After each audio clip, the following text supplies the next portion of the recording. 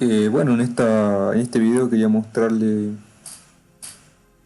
un par de cosas sobre la reglamentación argentina para el cálculo de estructuras sismo resistentes. Más que nada el capítulo 10 del 103 parte 1, la versión 2018. En esta planilla lo que tengo son, como conocemos, los espectros de diseño. Estos espectros de diseño sobre esta planilla van cambiando en función de la zona que definamos. Básicamente quería mostrar esto porque si bien la reglamentación no lo dice, nosotros lo que podemos leer en la adenda, que es como un anexo de la reglamentación, nos dice que nosotros tenemos que, si no tenemos evidencia geológica sobre el suelo en el cual estamos fundando, o no hicimos el ensayo para poder clasificar el sitio, ese ensayo se lo hace hasta una profundidad de 30 metros, tenemos que hacer lo que dice subrayado, sacar la envolvente del espectro de diseño teniendo en cuenta los tres sitios. Por eso que en esta planilla se crea un espectro de diseño para cada sitio y se saca la envolvente elástica y también reducida por el factor de modificación de respuesta. Acá se puede ver la gráfica, lo que nos dice la adenda es que tenemos que trazar la envolvente, ¿no? Entonces, para ciertas estructuras, el sitio 2 va a ser desfavorable y para otras el sitio 3. Entonces tenemos que usar, para poder hacer el análisis modal espectral, la envolvente. Ahora, pasando bien con el tema del cual se trata el video, que son las partes de la construcción, y específicamente lo vamos a aplicar a una estructura, una torre metálica utilizada para antenas, que se va a encontrar sobre un edificio de hormigón armado. Este capítulo no solamente es aplicable a las estructuras emergentes a nivel de terraza, sino que también se aplica a cualquier elemento no estructural que se encuentre en cualquiera de los niveles de la estructura principal. Por ejemplo, si estamos en un sistema estructural de mampostería sismo resistente, es aplicable el capítulo para poder determinar la fuerza sísmica sobre los muros, que no intervienen en la estructura sismo resistente, pero se deben verificar al vuelco, y bueno, se lo hace con este capítulo. Entonces no estrictamente tiene que ser un tanque de agua o una torre reticulada a nivel de terraza. Se puede aplicar a cualquier nivel. Entonces, para poder encarar el diseño de estos elementos, el reglamento lo primero que nos dice es que podemos utilizar una extensión del método estático, y como segunda opción un análisis también modal espectral, pero solamente nos dice que usemos el espectro de diseño teniendo en cuenta obviamente el factor de reducción del componente, no de la estructura, y el factor de importancia del componente, no de la estructura. Es lo único que nos dice. Entonces,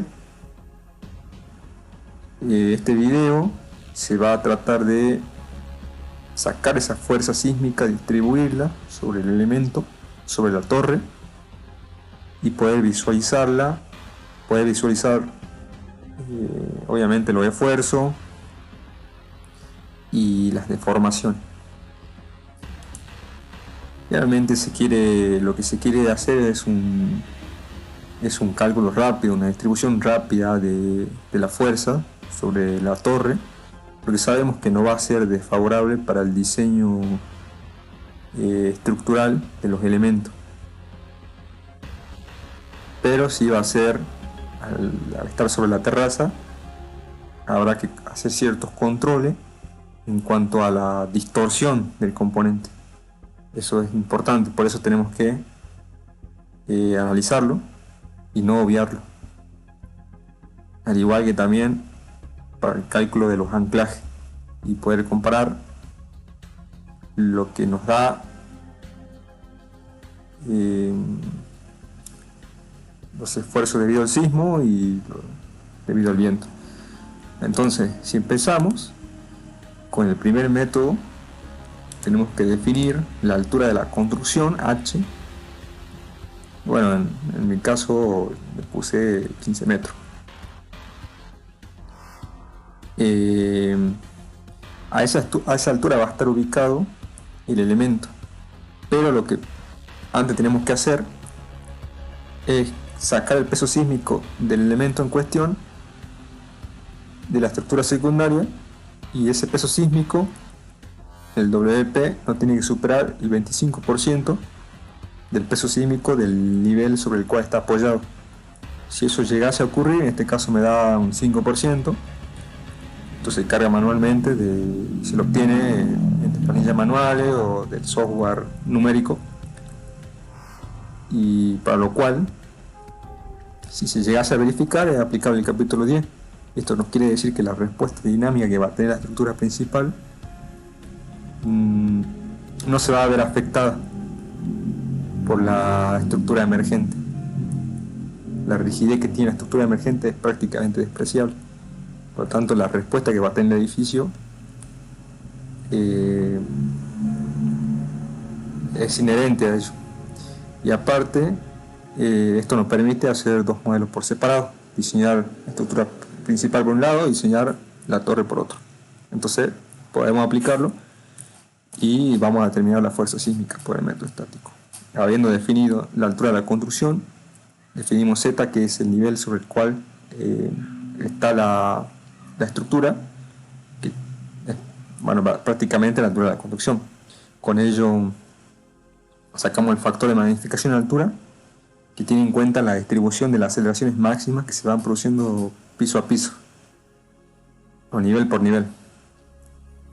Para el caso de la azotea, lo que nos quiere decir es que nos da un valor de 3, y significa que la aceleración máxima que se produce en la azotea es 3 veces más que la del suelo.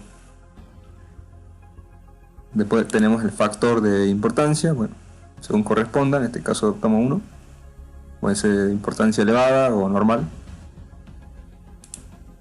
El factor CEP sub A, que eso lo obtenemos de nuestro espectro. Básicamente es este valor que se encuentra a nivel de la ordenada de la envolvente para nuestro sitio, para nuestra construcción, y por eso es que lo explicamos antes. Entonces, habiendo adoptado ese factor, vamos por otros dos, que es el factor de amplificación dinámica, que no es más que tener en cuenta, ¿no? O sea, es cuando la frecuencia del elemento secundario se acerca a la frecuencia de la estructura primaria, existe una amplificación que es similar a resonancia, pero que no lo es, y que el reglamento en realidad no particulariza para cada elemento, sino que generaliza dándonos un valor máximo de 2,5, y ese es el que adoptamos para poder diseñar. Por más que no exista no exista una interacción entre ambos estructuras, es decir, que los periodos de ambos fundamentales se alejen. el reglamento nos obliga a tomar este valor.